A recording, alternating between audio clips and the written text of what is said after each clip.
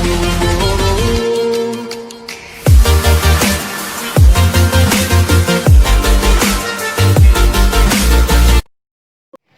दोस्तों, नमस्कार। मैं सुनीति फिर से स्वागत करती हूँ आपका अपने चैनल हिंदी मिरर पर। दोस्तों, आज की वीडियो हिंदी गद्य की महत्वपूर्ण विधा निबंध के प्रकार से है, जिसमें हम आज निबंध के प्रकारों को विस्तार से समझेंगे, साथ ही उनके भेदों के बारे में भी ज्ञान प्राप्त करेंगे। दोस्तों, वीडियो शुरू करने से पहले मैं उन दोस्तों से अनुरोध करना चाहूंगी जिन्होंने अभी तक चैनल को सब्सक्राइब नहीं किया है, वो सबसे पहले चैनल को सब्सक्राइब कर बेल आइकन क्लिक कर दे, जिससे उनको नई वीडियो के नोटिफिकेशन समय से मिलते रहें। आपका एक लाइक सब्सक्राइब हमें प्रेरणा प्रदान करता है। चलिए दोस्तों, शुरू करते हैं आज का विषय निबंध के प्रकार।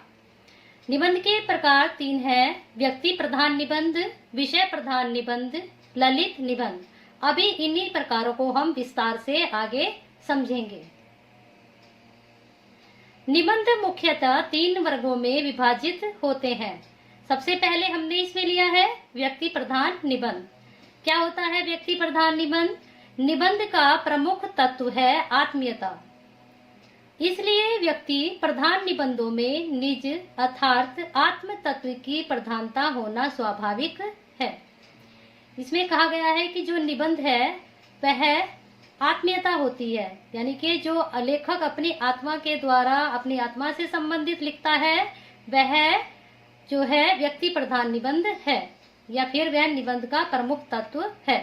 जब लेखक अपनी स्मृति में अंकित किसी भाव, घटना या बातचीत के किसी प्रसंग को श्रृंखलाबद्ध करके उसे वैचारिक अथवा भावात्मक अभिव्यक्ति प्रदान करता है, तब व्यक्ति प्रधान निबंध का जन्म होता है। तो अभी बताया गया है कि जब लेखक अपनी जो किसी का भाव होता है, स्मृति का किसी याद जो उसकी जहन में होती है, दिमाग में होती है, तो वह उसको श्रृंखलाबद्ध तरीके से वैचारिक भावात्मक अभिव्यक्ति में प्रदान करता है, तब वह क्या बन जाता है? तब वह व्यक्ति प्रधान निबंध बन जाता है। इसी प्रकार के निबंधों में हमें लेखक के व्यक्तित्व की स्पष्ट छाप दिखाई देती है। जब लेखक ने अपने भाव लिख दिए, विचार लिख दिए और अपनी भावात्मक अभिव्यक्ति उसमें प्रदान कर दी, तो उसके द्वारा फिर हमें लेखक का व्यक्तित्व उसमें दिखाई देता है। इसलिए यह व्यक्ति प्रधान निबंध हो जाता है। इस आधार पर व्यक्ति प्रधान निबंधों को 3 भागों में बांटा गया है। सबसे पहला भावात्मक निबंध, फिर है विचारात्मक निबंध, फिर है आत्मपरक निबंध। भावात्मक निबंध जो है वह उसमें चंद्रधर शर्मा गुलेरी, गुलाब राय आदि की गणना श्रेष्ठ भावात्मक निबंधकारों में की जाती है। इसमें सरदार पूरन सिंह जी का भी नाम चरम सीमा पर लिया जाता है, क्योंकि उनकी जो निबंध है व्यक्ति प्रधान निबंधों में ही गिनती की जाती है। चलिए अब आगे चलते हैं। फिर दूसरा विषय है विषय प्रधान निबंध। दोस्तों, इसमें विषय प्रधान निबंधों में परातत्मकता को अधिक महत्व दिया जाता है। जो विषय प्रधान निबंध है उसमें परात्मकता को अधिक महत्व देते हैं, अर्थात विषय प्रधान निबंधों में वर्ण्य विषय की प्रधानता रहती है। क्या होती है परात्मकता? वर्ण्य विषय की प्रधानता, जो विषय होता है उसकी प्रधानता होती है।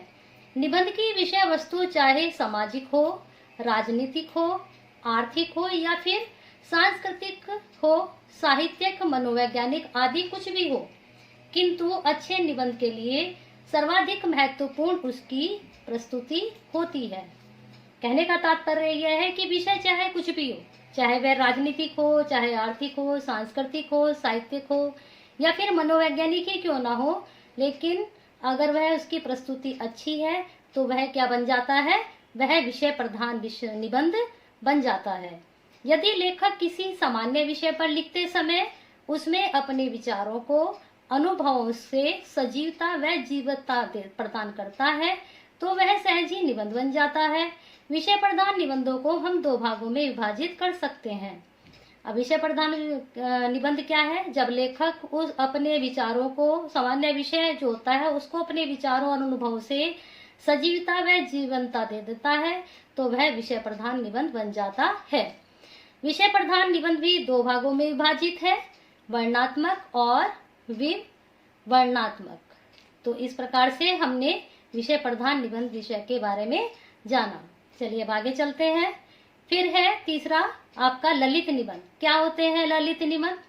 ललित निबंधों की सुदीर्घ परंपरा रही है, यानी कि जो ललित निबंध है वो बहुत टाइम से लिखे जा रहे हैं। स्वतंत्रता पूर्व भी लिखे गए और स्वतंत्रता के बाद भी लिखे गए।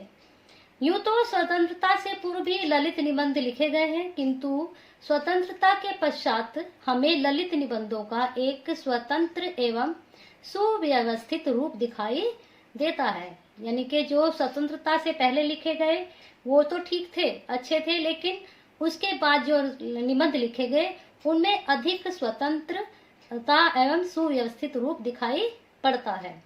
जब निबंधकार आत्मीयता और खुलेपन से कथ्य में निहित सौंदर्य को निखारता है, कहने का तात्पर्य है कि जब लेखक या निबंधकार अपनी आत्मा से और उसको खुलेपन से स्वच्छंद रूप से लिखता है, कहता है और सौंदर्य को निखारता है, तो किसी भी मन स्थिति अथवा भाव को अभिव्यक्त करने के लिए वह अपनी अनुभूतियों को निश्चलता एवं सरसता से पाठक के समक्ष रख देता है।